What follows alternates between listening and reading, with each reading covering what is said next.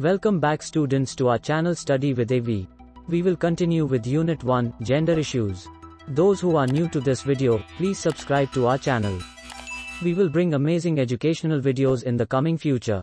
So stay tuned for that. So without further ado, let's begin. So let's revise what we learnt in the last lecture. We taught you stereotypes in relation with gender, implicit gender stereotypes, effects of stereotypes, equality in relation with caste system, ethnicity and its characteristics, disability and equality, conditions treated as disability, may be disabled, followed by types of disability discrimination. I hope you are now familiar with these topics. If you still have any doubts, may write down in the comments section. Please like and share this video with your fellow mates. Moving on, in this lecture we will cover social reformers, then we'll move to characteristics of reform movements, followed by contributions of social reform movements in India, then we will move ahead with gender socialization theory, after that we will unfold gender differences and at the end we will go through biological factors in gender differences. So let's now talk about social reformers. It is any individual who advocates for reform in a certain area of society. Many types of social reformers are present, depending on their project. So let's begin with abolitionist, an individual who aims at putting an end to slavery. Controversialist is an individual who starts many disputes and enjoys the controversy. Civil rights activists are a person or group of persons whose aim is to end racial stereotypes in the respective society. Prohibitionists are those guys who wanted to outlaw the production of drugs in the country. Environmentalists are those pupils who aim at protecting the environment. Women rights activists are a group of people who fight for equal rights for women. Freedom fighters and rebates are normally considered social reformists. Pacifists are those who want the society to change but not believe by the means of violence. Moving ahead with characteristics associated with reform movements. Many reformers propagated the idea of one God and basic unity for all religions. They try to accomplish the gulf between different religious groups. Many reformers attacked the priesthood, rituals, idolatry and polytheism. At humanitarian aspect, these movements targeted the caste system and custom of child marriage. The reformers attempted to improve the status of girls and women in the society by empowering many initiatives. They focused on the major need for female education. They not only targeted the caste system and untouchability but contributed to unify the people of India into one nation. These movements helped in personality development such as self-respect, self-reliance, patriotism among the Indians. They did break superstitions and hold the priestly class. Many reformers were supported by Britishers directly or indirectly, plus the reformers too supported the regulations put up by the British government. To name a few, reformers like Swami Dayananda and Swami Vivekananda upheld Indian philosophy and culture. Moving on with the contribution of social reform movements in India. The Brahma Samaj movement was started by Raja Ram Mohan Roy. He established two organizations, Atmaya Sabha and Brahma Sabha. He struggled to remove social and religious superstitions, social inequality and illiteracy. He also took part in improving the status of women. He also participated in stopping Sati Prabha, which is inhumane practice of self-immolation of widows on the pyre of their dead husbands. Often unwilling women were dragged by fanatics and killed by burning. Next is Arya Samaj. It was founded by Swami Dayananda in 1875 at Bombay. He was a renouncer who believed in the authority of Vedas. He advocated the doctrine of karma and reincarnation. He wanted to bring back Hinduism with the help of the Shuddhi movement. Next is The Ramakrishna Mission. It's a religious organization, also termed as Vedanta movement. This mission aims at health care, disaster relief, rural management, tribal welfare, elementary and higher education and culture. The interests were purely spiritual and humanitarian. It has no connection with politics. It was based on Jiva is Shiva, which means service to the poor is service to God. Next is Vishwa Hindu Parishad. It was founded in 1964 by Sri Madhav Golwalkar. He was the chief of Rashtriya Swayamsevak Sangh. His mission was to eradicate the caste system and strengthen the Hindu society. The VHP also appointed Dalits as priests in temples and also runs several medical camps, hospitals, schools, hostels in remote regions of India. The VHP has emerged as organizing several mass conversion programs of Christians and Muslims to Hinduism. Ananda Marga is a social spiritual organization and movement founded in Jamalpur, Bihar in 1955 by Prabhat Ranjan Sarkar. It is also the name of philosophy for personal development, social service and all-round transformation of the society. In English it means propagating the path of bliss. Tantra Yoga is the foundation of Ananda Marga. Tantra means liberation from darkness, the root tan means darkness and tara means liberation. Meditation is the main spiritual practice of Tantric tradition. The Theosophical Society, many Europeans were attracted towards the Hindu philosophy. The society was greatly influenced by the Indian doctrine of karma. Annie Besant, an Irish woman who came to India in 1893, helped the Theosophical movement to gain strength. She propagated Vedic philosophy and urged Indians to take pride in their culture. Annie Besant was the founder of the Central Hindu College in Banaras, which later developed into Banaras Hindu University. Annie Besant herself made India her permanent house and played a prominent role in Indian politics. In 1917 she was elected President of Indian National Congress.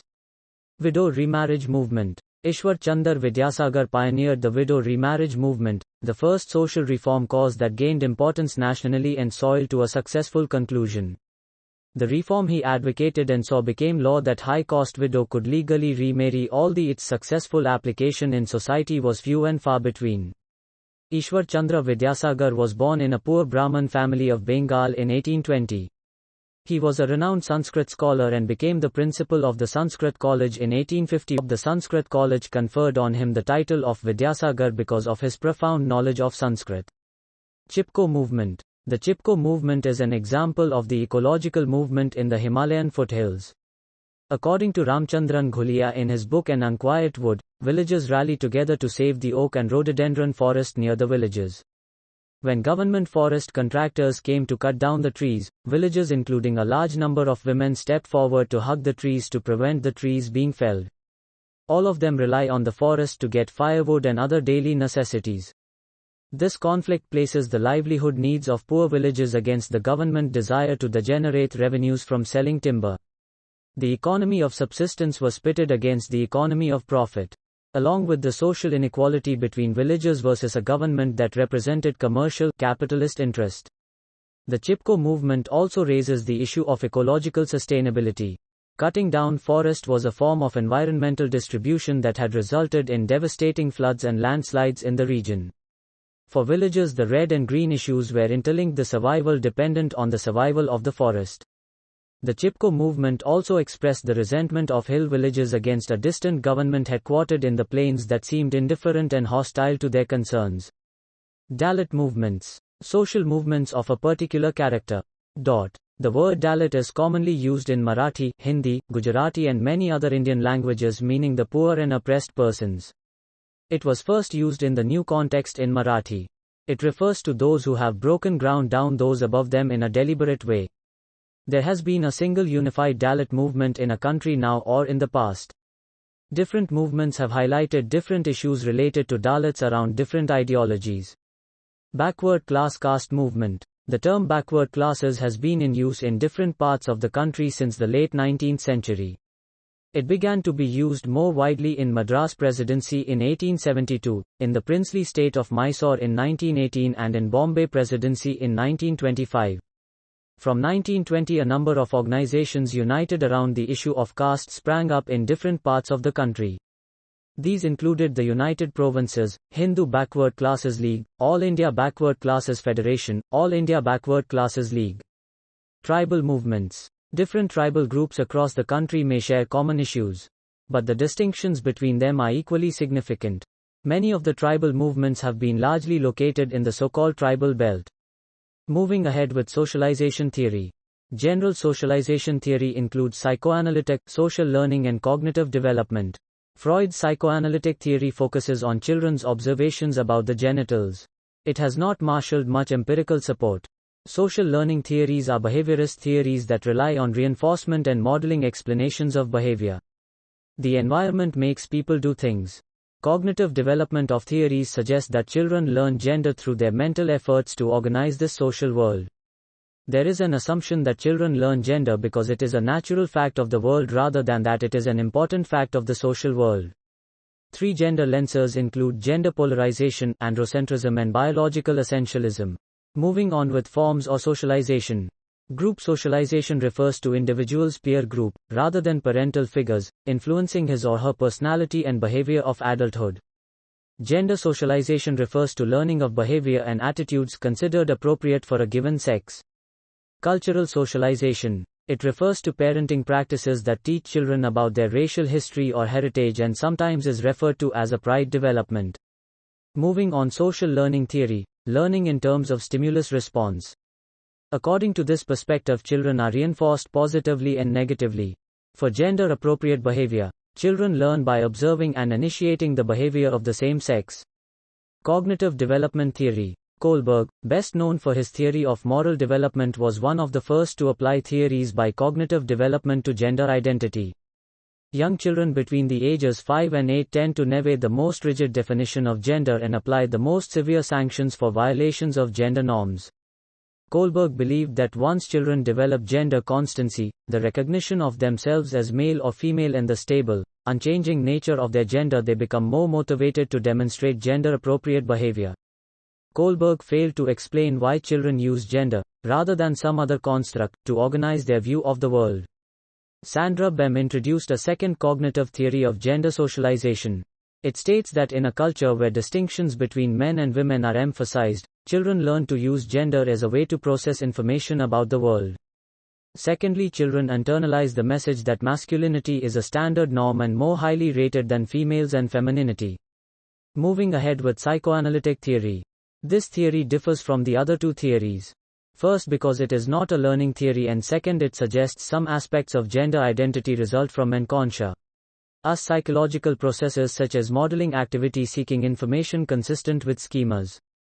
This theory was founded by Sigmund Freud, but its application to gender socialization was fully outlined by Nancy Chodorow in the late 1970s. For Chodorow, the key factor in the development of gender identity is the role of mother as primary caregiver. Because children spend more time with mothers than fathers, Chodorow argued that the first identification is with the feminine. Eventually, children develop a sense of themselves as separate as individual identities. For girls, it is easier, because with the mother, she has already learned how to be female. Boys, however, in developing a male gender identity, must first reject their identification with the feminine. In the process of separation, boys often learn to devalue femininity as well. Moving ahead with gender differences. It's basically differences between men and women, in the terms of careers, communication, health, social awareness and orientation to the environment are seen. The gender difference would refer to those average group differences between men and women that are likely due to sexually monomorphic psychological adaptations combined with culturally dimorphic socialization. For example, tendency to wear trousers or dresses, cutting one hair short or long. Moving ahead with biological factors in gender differences. Hormones and social behavior. Women have small amounts of the male hormones testosterone and men have small amounts of female hormones like progesterone and estrogen. In childhood, the differences are quite small, but they increase markedly in adolescence to adulthood. They rate two surges of hormones prenaturally and during adolescence. It affects the behavior in childhood, but the surge during adolescence activates and enhances the early predispositions created by the parental surge. So we note come to an end. Hope you like this video. Please do subscribe. We do appreciate it. If you have any doubts, please feel free to write in the comments section. That's all for this video. Thanks for watching. Take care.